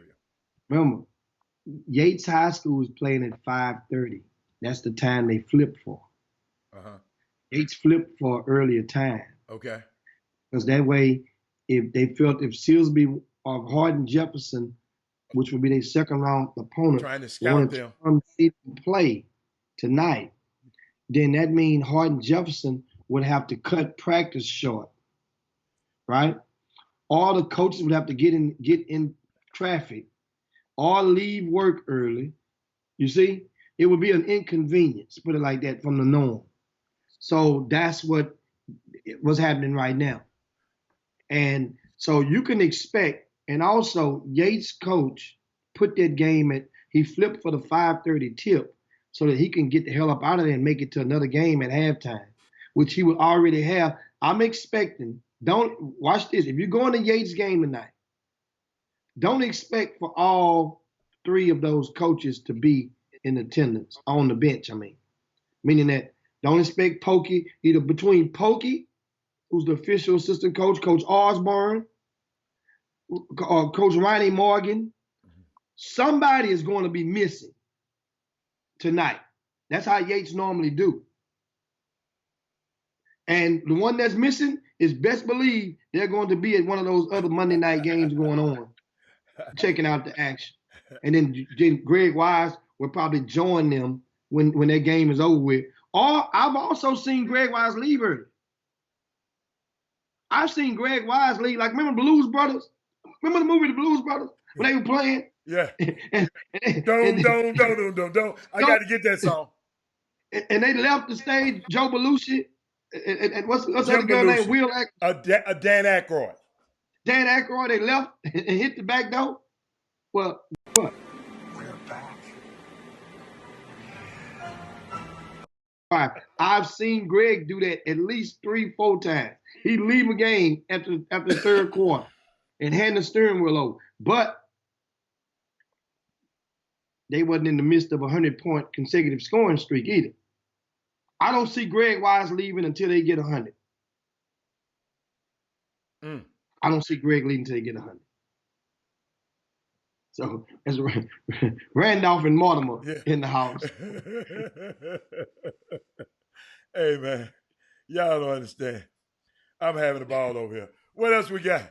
And so now we go, and of course, guys, if you know, that's the tribute to Kobe Bryant. Oh, yeah. The celebration of life, the memorial service is taking place right now in Right. Los Angeles at the Staples Center, and it is being ESPN is broadcasting it live, and CBS too, it is Jimmy. out to be, CBS, you know, everybody's broadcast. A lot of people broadcast. Look at you, yeah, your homeboy. Look at Magic about to cry. That's old boy Rob Belinka up there right now. But Jimmy, Ugly Toe asked you a question. That's his nickname on YouTube. He said, what would we say is the best first round matchup? What would you think is the most best first round matchup? what class? Give me a class. Yeah, which Let me class? see. Give me the class. And shout Yeah, out Jimmy, before I go anywhere, well, while we doing this, Jimmy, because I know we're going to go here, shout out to Mo Elrod, man. yeah, man. I got to let me tell y'all something, man. Let me tell y'all something about Mo Elrod. We're going to pause right here. Maurice Elrod, high school hopefuls. That's what a lot of us used to call him. Jimmy, to me, Jimmy, because you might know more than I did, but he seemed like he pioneered the videoing of these high school players and made it kind of mainstream and tried, he used a couple of angles. I think he came from Chicago area and came here and started using. He even, y'all, I'll never forget him. He even videoed my son and his decision to go to, he documented Robert's decision to choose Cornell, to go to Cornell. We went to the house, to the hotel, to the middle school, all the way to the high school, and just chronicled what he did. And it was just such a and now he has elevated. And Jimmy, Mo used to tape all the games and tape all the stuff. And he the one, to me, inspired the people like Baller TV and Baller's Life and all of these guys who doing this now. But he transitioned, okay, I'll say he evolved into doing something else. So he made a short film called The Wages of Sin, and he's going to have a series of them. And he premiered his short film the other night at a great event, had great food. Jimmy, they even had alkaline water from somebody. They had alkaline water from a vendor. We got to get the name of that vendor. But Mo Elrod and his wife, man, that was a classic. Y'all, we went to a movie premiere the other night. We were invited to a movie because The Wages of Sin. I got a chance to talk to the actors and the actresses and the directors and the casting director. We got a chance to do a lot. And Jimmy, I looked in that room. A lot of the grassroots basketball community was in that room. Y'all, when I look around rooms like that, y'all know how I think. That's how powerful we are, Jimmy. Jimmy, I don't know if you looked around the room. We had a lot of people from different walks of life that's important in this community was in that room. And sometimes we got to take advantage of this, Jimmy. Jimmy, I had a meeting over in River Oaks the other day. I think it's Saturday. And I was riding through there, Jimmy. Just riding through. Because, Jimmy, I remember, if a black man couldn't ride through there. You follow me? I remember they'll stop you if you came through there. But then I saw some people walking around. And then I said, what? And then, Jimmy, I was at church, and we're going to get back to Mo, but this made me think about something. At church this weekend, they brought a group of the Rice students, African-American students, Jimmy. They brought them and worshiped, came to church, okay? And it was a unique opportunity because the assistant dean happened to be a black woman. She's the first assistant dean in the 50-year history. The first assistant dean. That now I'm trying to pull up the names of these people. But we got a black provost over there, at Rice University. But Jimmy, I'm not from Houston, so I didn't know Houston and Texas history that much. But Jimmy, I didn't realize that. Okay, here it is, Rice. I didn't realize that I think William Marsh Rice, in his will that he left, a very rich man, when he left the will at Rice, that they he put in the real in the will, Jimmy, that when I build Rice, no colors or blacks allowed in his will. And now we got the first dean. Now that dean has been promoted to, I got his name in my notes, but I'm talking, I don't want to look down. He's been promoted to the provost, first time in the history at Rice University. And since it's Black History Month, the reason they came over to church, because they realized in the history of Black people in America, they've always had a faith base. And they wanted the kids to have a faith base that weekend. And some of the kids always go to the church anyway. But I thought it was a unique thing, and it made me think about it when I looked around the room where we were at the other night, and all these African American people were in there, Jimmy, that were powerful, and we just got a lot of power. We got a guy from our community that used to film high school basketball games, that it might have a film that might be played at Sundance Film Festival one day in Sundance, Utah. That's Jimmy, if I don't say this on this air, everybody, y'all wouldn't have known this, because I didn't know that about Rice. And my pastor said his mom didn't when they drove on this side of town, she would never like to take the kid by Rice down South Main. Guess why, Jimmy? Because she didn't want because the kid was inquisitive. He would ask, "What is that, Mom? What is that?" And she didn't want to tell the kid that's a university that you can't go to, son. And that same young man grew up to go to Wharton School of Business in Pennsylvania. You follow me? So these the avenues that we have. A shout out to Mo Elrod and his wife. Man, I wouldn't have missed that for nothing in the world. I was proud to be in there and watch your accomplishments. Now, Jimmy, you can comment. I didn't mean to go that long, but it's just I am proud when people step out of our community. Guys, we got our hands on. Step out and do something they've never done before and try something, y'all. Guess what?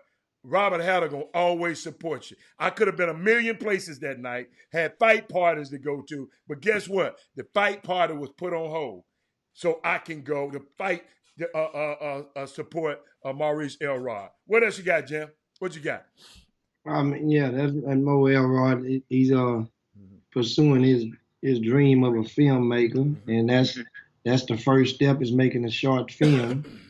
A lot of the cast was there, and they had Q&A session, and which was a good event, a private screening of his short film, and you know those he's remember that Mo is from Chicago.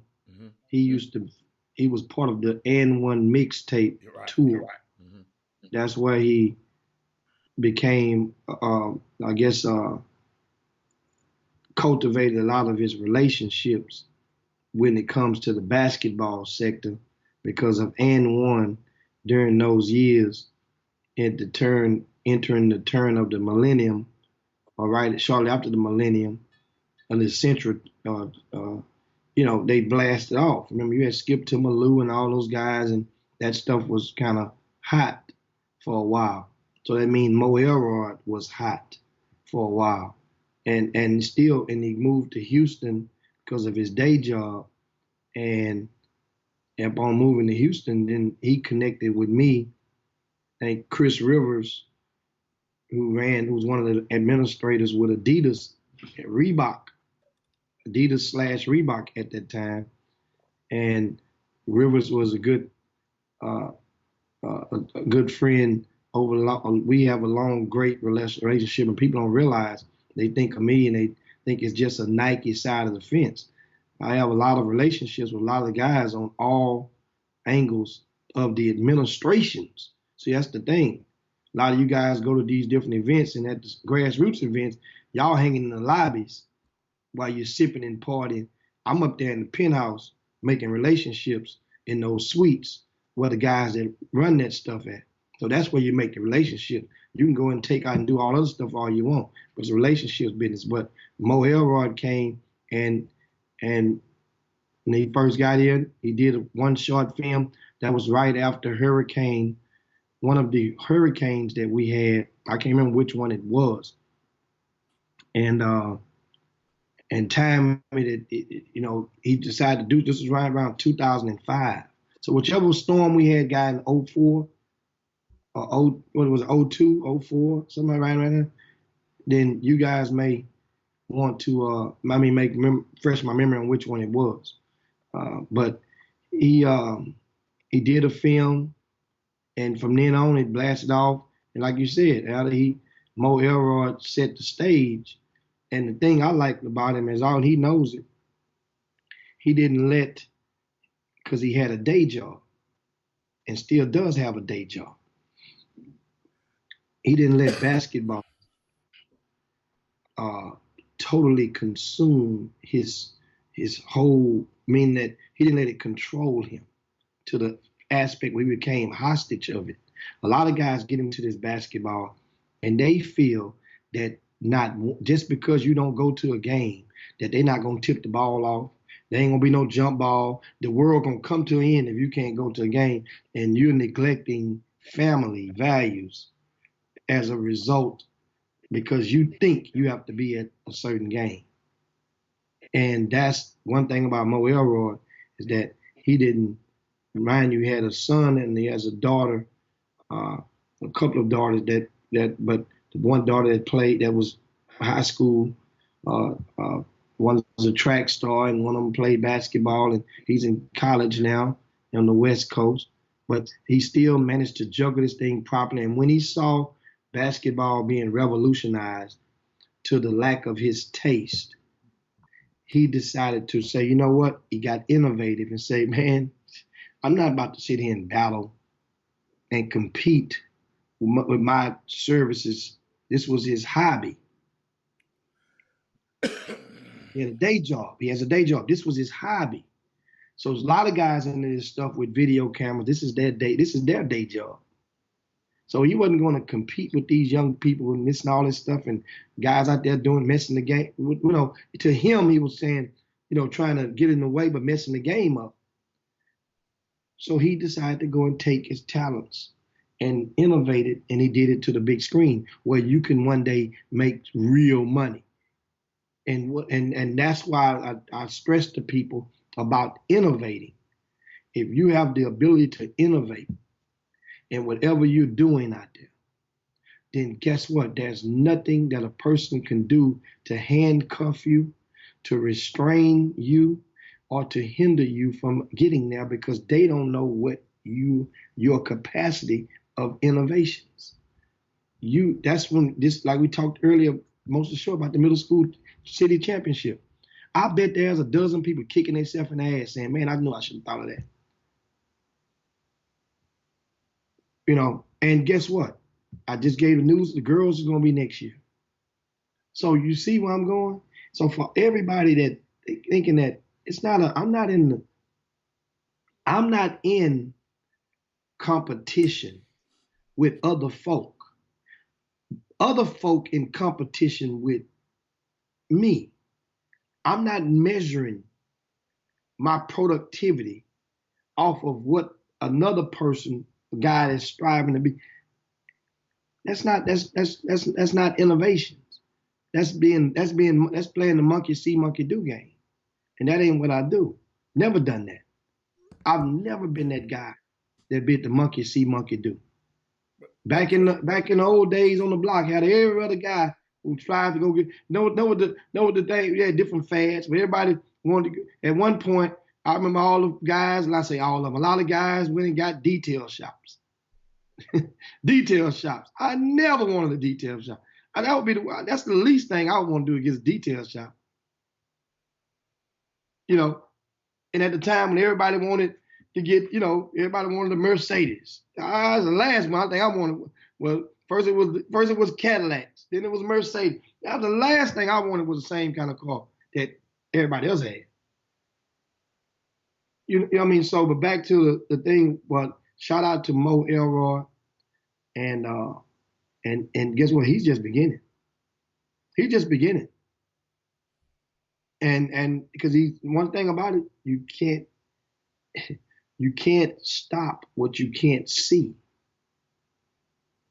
Remember that. It takes a bunch of resources to even contain the coronavirus. Man, you can't see it. But I'm just thankful that he's doing what he's doing, man. That's just a hell of. That's just just the thought of a guy doing it. I mean, in this city, now I'm in LA. I know a lot of guys doing it, but in Houston, Texas, the thought of him saying, "Look here, man, I'm gonna," and thought they had the wherewithal to put together a staff and put together a cast and put together. I mean, it's just shout out to Mo, man. Man, that's what I'm telling you. I shout out to you because I understand your plight. I understand what you're trying to do. And I'm supporting. And so, yeah, y'all, if y'all know Mo, try to get Mo, get on that guest list and be at the next one. Cause I mean, the spread was unbelievable. The spread, they laid it out. Yeah, absolutely, man, absolutely. Yeah. And give a shout out, of course. Now, something else happened this past weekend. Mm-hmm. We're speaking of Saturday, the boxing match did take place. It did not tip off until shortly about 11:15 Central Time, which is after midnight on the East Coast. And I was telling, I said, man, them people, they gonna make sure that fight, they gonna get every pay-per-view hit they can get before they let that fight come out of there, because so I thought the fight would probably start about 10:15, 10:20, 10:30. It didn't start till 11:15. And Jimmy, you got to remember now, they 2 hours behind us. So it was prime time for them. Like when I go to Vegas. But the normal fight time, we know for Central Time, the normal fight time, normal prize fights as such, they normally around the 10 o'clock, 10:15 is about between 10 and 10:30. It's the normal range. Central Time, which means between 8 and 8:30 West Coast. Mm-hmm. Well, this one didn't start till about 11:15, which is 9:15. Yeah. That's outside the realm of normal. It doesn't normally start this late. And when it did, you had all the different spectacles and this guy coming out and, on the throne, making it seem like the women are toting him, but I know they had to have something up under that thing. There was no way that his big old butt was on them four. Man, it ain't but 270 pounds. Each one of them women were strong. Did you see them women's arms? I'm wanting to believe, because remember now, it latched up into a staircase when it latched up into there, and they just basically guided it. I'm wanting to believe because of liability purposes. And you're thinking about what's going on, they had to have some support in the middle part. Because otherwise, why would they have the drape around it? They could just have the women. I mean, they might have. They might have some big old dudes up under there. Whatever. Yeah, something. I'm just saying, some type of support. Right. Maybe something. Yeah, I just don't. But anyway, Lionel God said it was motorized. It was motorized. Yeah, they were guiding it. I guess Lionel God, if you wasn't there, how in hell you know it was motorized? If you wasn't there. Somebody probably brought out the thought like I just did. Jimmy, let me tell you something, Jimmy. I had a lot of friends there. I saw a lot of them on the screen. I saw a lot of people taking pictures. And one of my partners was sitting he was right next to, they took a picture of Gruden and the owner, Mark Davis. He was right next to them. I said, I can't, and guess what, Jimmy? He wasn't answering the phone. I said, man, I can't wait to talk to him. I can't wait to talk. Oh, you not answering my phone because you sitting by them. So, but I thought it was an interesting fight. I just didn't realize dude was gonna get his head beat in like that. You know, because I didn't see the first fight, but everybody said that dude can fight, man. But Jimmy, you know what's so unique? I don't know. Did you see his pregame stuff? Which You see him part? in that grind and that doing all that kind of crazy stuff. He's a little different now. The Gypsy King is a little different. And then, I mean, yeah, it, he had a personality and brought a much needed dose of personality from you gotta realize from a white champion that you realize he personifies the guy at the bar. You know, he's the average guy. He's the guy that yeah, he got there and grabbed the microphone and started to yeah, sing after it was over with. That alone is probably his phone probably is ringing off the hook for endorsement offers for him right now. He's an Irishman, yeah, and that has no problem. And also he's a recoverer. yeah. From a dependency, substance abuse And dependency. Jimmy, he had anxiety and depression issues. He had mental disorders also. And Jimmy, did you see? Did you see in the middle of that room? Did you see in the room, Jimmy? I mean, in the middle of the ring, what was endorsed in the exact middle of the ring? Can anybody tell me? Yeah. You say in the middle of the ring? Right in the middle and on the belt and on the middle belt. I mean the middle rope. Prosper Vodka. That's owned by Prosper 12. The Irish whiskey that's owned by your boy. Yeah. They mentioned that, and See, I didn't they hear. I ran couldn't. Yeah, several plugs for that yeah. spirit company. He What's did the as guy well. named Conor McGregor? Conor McGregor owns that company. Yes. Yeah, they ran. He definitely mentioned it a couple of times. Fury did, and once again, this thing. So now, Now Fury. I So do you know said that Fury ran the commercial. rematch clause. What did is you say? Fury is ran the commercial. What you mean? Fury did. Fury. at Fury said something about it. no at the theater. They ran a commercial slot Okay. of that spirit company Okay. right before the thing. You So know they I from went the and same. watched the fight at the movie theater. I got you. Where you can recline back in the season. I hadn't had a bucket of that good popcorn Yeah. in a See, I long. didn't hear all of that. I didn't see no Yes, commercial. so it was you can Yeah. you can hear everything. Big screen, the big movie screen, and you laying back. So that's why I What I'm watched trying it. to bring up is these two guys from the UK supporting each other. That's what I was trying to break. That's what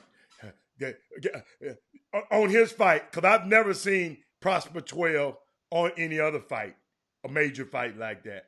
And now it's on Conor McGregor.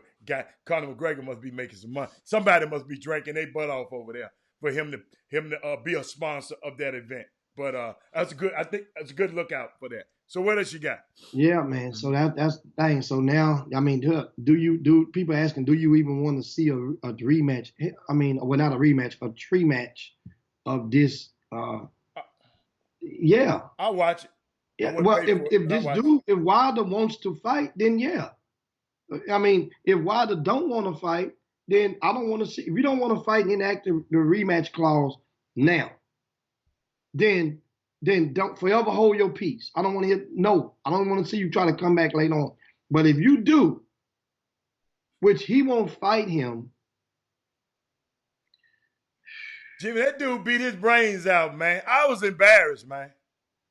Oh, he beat the snot out of him. But and dude didn't, you can just, he got him early on, and it was almost like and I do understand from the getting hit in the ear part and the equilibrium part. Yeah. But I do understand, and that definitely had a toll on it. But even so, the element of surprise of him hitting that canvas so many times, and it just knocked all of the fight out of it. He didn't, he was looking for that one, trying to load up for that one, and even his punches was so, it's like, he was trying to hit something that wasn't even there. Yeah, and this big old, for you to miss this big old joker, that means you really throwing off the mark. And it was just a matter of time. One of the assistant trainers is who threw the towel in, not the main trainer. Yeah. And I don't blame him. Mark Breland, he used to fight, Jimmy. He was a fighter. Mark Breland. He was an Olympian. Yeah. He was an Olympian. Yeah. And I didn't realize that was Mark Breland in that corner over there, in this corner over there. But that was deserving. I mean, the dude, understand, what would you have said if he would have sit there for 3 minutes or 2 more minutes or even a few seconds and got Apollo Creed in that round? Yeah, I did. And then what would you have said then? You know what would happen then? It would have turned them to the referee, and everybody would have get on the referee ass for not stopping it. Hey. And understand, referee didn't stop this. He didn't have to. That was a good thing about it. The referee didn't stop it. His corner stopped it. The people on the outside, the judges informed the ref. They signaled to him, stop it. He threw the towel in. Yeah, I saw that. And he looked at them. That's when he let it go. And but Jimmy, before we get off this air, we ain't got too much left. Cause y'all been messing with me. That small ball looking kind of good around here. Small ball. I know we ain't got time, so we ain't got time for you to go into your soliloquy. I'm just talking about my small ball is looking good. I think that don't they play tonight? They played Damon Dotson them tonight. The Rockets. The Rockets do. And Jimmy, James Harden and what time that game started tonight, Jimmy? Because 7 o'clock. Or 7, they're gonna have to leave then. Because they got to get on the prime. Because James Harden, PJ Tucker, and Russell was at the funeral. They're gonna have to get out of there. They're gonna have to get out of there soon. About 3 o'clock. They're going to have to get out of there. Then they get a police escort to the arena. Well, New York going to get up in that ass tonight. They going to... Dude, you got to... Did you hear what you just said to yourself? Okay, so you going to travel the day of, right? You travel the day of, going to land the plane, get in the Uber car, in the SUV, get over to the stadium, and suit up, and you ready to roll. That's what's going to basically have to happen. Dude, we got 2 MVPs in Chuck. So if 2 MVPs in Chuck. If that's the case, then why not do it every day? It's a reason why they fly in town. He ain't going to do it every day. It's a reason why people fly in town a day early. Jimmy, there's a lot of stuff you can't do every day, but you do it one time, you can get away with it. Okay. Okay. Okay. Come on now. Be Small for real. ball is cooking. Small ball is indeed cooking. Hottest thing in the country. But for you to have 3 starters and go and travel in another time zone that's 2 hours behind you for a function that started at 12, which is 2 o'clock your time, and the function is still doesn't end till about maybe 3-hour function. Jimmy, they gonna do the Blues Brothers. Did you just say they gonna do the Blues Brothers and sneak up out of there? Don't. They gonna do the Blues Brothers, Jimmy. Quit hating. So you really believe that they're trying to get back here, that they want to get back here, and they're trying to play. They're gonna get there. When they get back here, they're gonna get back here. Remember that. Jimmy, we fighting for playoff seeds right now. No, what you talking about? We fighting for seed. What place we in right now? What seed you want? You're in 4th place. What seed you want? I want third. Okay, what's the difference? I like third. I just like third. What's the difference? Know the difference? Home court. Clippers. Home court. Clippers. What's the difference? You gonna be on the side one? What's the difference? Third, home court. So I can see more games, Jimmy. Home court. I'm not going to no Utah. All right. You remember then tomorrow we're gonna talk about. I told you. I called it. I told you guys when that big old heavy set, that big 73 pound rock. I said if they come back. He comes And if that team makes the playoffs, didn't I tell you guys who would be the MVP? Watch. I told you, pay attention. And you can see the narratives every day that you see this. They're not saying, think about who's 12 games in. Ja Morant, he's still doing well. But if you don't pay no attention and go dig it up for yourself, that'll make you think he don't even exist no more in the league.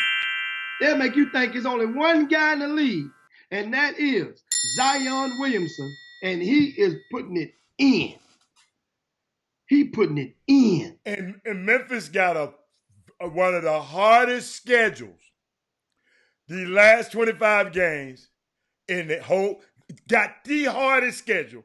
They playing against more teams over 500 than any other team. That's what they got to withstand against. So guess what? If the big boy come, what if he don't get the Rookie of the Year? What if he just get him in the playoff and don't get it? Then you're going to say, well, they didn't give it to him. The conversation wasn't about the playoffs. The conversation Kyrie Irving. If Zion makes the playoffs, he's going to be Rookie of the Year. That's what you said. But what if they don't give it to him? If he make the playoff and they still give it to Ja Morant, then that means I'm wrong. Okay. That's all. Okay. That's all. And life goes on. Okay. But I'm telling you, that means when I'm right, I'm going and on something that gets pushed back. I'm telling you something, you saying you making it say you don't believe it. I ain't said nothing to you. I just said. No. I'm not talking about today. I'm talking about back when I mentioned it at first. Before he played his first game. Before his first game was a home run. So guess what? If he win it, what that make me? Wrong? Huh? If he win it, Zion win it, what does that make me wrong? I just said I don't believe it. Yeah, that'll make you wrong. I just don't believe he'll win it. You said, yeah, you didn't just say it was wrong the first time. You saying you doubling down now, but you say no, Ja Morant taking that. I said, if this dude do it, remember Ja Morant. Well, 10 Ja games Morant at the time. They're only 3.5 games out now. And that is. So that means for New Orleans to make the playoffs, Memphis has the 8th seed. That means theoretically you're basically saying Memphis won't make the playoffs at the expense of New Orleans. But that's not necessarily true because Memphis can keep winning and they can keep threading the neat thread or sand and rise up to the 7th seed. They both could make the playoffs. Now, if they both make the playoffs, then I think that Ja Morant probably he would, because that means he would have to sustain and be getting down over these last. Remember, in Memphis, and Ricky Winslow was in the building this past weekend at the middle school combine, and he said that Justice Winslow is expected to make his debut with the team in about at the end of the month, around the beginning of March. He says he's expected to join the team, which will be another serviceable young wing who could go and play a supreme role in that team. So anyway, guys. We out of here. Knicks, they winning tonight. That's what Lori says. They winning. I can't be with you tonight, Lori. Well, Lori gonna be out that thing, boy. Lori gonna be out there with her blue and orange on and letting everybody know that that's my baby. Lori gonna have a Jack Yates jersey on with Damon Dotson on in front of that thing. You understand me? I'm talking about Lori gonna be flossing. I'm gonna tell you what I like about Lori. Lori somehow she hooked it up where people could get discount tickets to come to this game, Jimmy. I don't know. She posted it on her social media a month ago, and that allowed people to get discount tickets to go to this game to see her baby tonight. So guess what? Great job, Lori. But I got work to do tonight. I won't be there, but guess what? I'll be watching. I'm gonna be watching the airport report to see when my two nephews get off that plane tonight.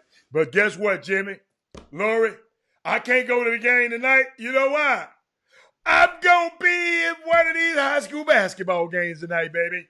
And of course Shaq is speaking right now at the memorial of the celebration of life of Kobe, and it's just unfortunate that of all the days that the news is released that a a lawsuit has been filed on behalf of Vanessa Bryant against the helicopter company. That's just been broke moments ago. Wow. So of all the days, I mean, why would they do this on this day? Why would you could have filed, file tomorrow. File the thing in a few days. File the thing last Friday. Probably been filed, Jimmy. It's just been reported today. Hey, Sadell Williams, I'll be there early because man, let me tell you something, man. I got a couple of things to do right now, Jimmy. Let's get off this air because I got to go see all my nephews tonight. Jimmy, let me tell you something. I wish I had Kobe tonight. I wish I had the Kobe's helicopter tonight because I would need it. No, it's raining. I ain't using it. But I would need it tonight because there's several places I want to be and support all of these young kids tonight. But guess what? I don't know. But I'll be there. Jimmy, I don't know where you're going to be tonight, but you know where I'm going to end up, baby boy. So let me get up out of here, guys. It's time to land that plane. I'm at Robert Haller. Jimmy took you to some good overtime. Make sure you share the show with your family and your family, friends, and your timelines, more importantly. Share that show if you hadn't done so already. Shout and thanks to everybody who's joined the Chop Shop. Hey, peace. Congratulations out there at the Crosby Middle School down in Hitchcock. Yes. Silsby Middle School down in Southeast Texas on their huge wins of the middle school city championships. Make sure this show, you can go and rewatch it again in about 5 minutes, or you can share that link to some of your family members and some of the young people to get their shot to see us shouting them out once they get out of school today. That's right. Anyway, guys, see you in 22 hours. We up out of here. Chop, chop. We out. Let me hit that button.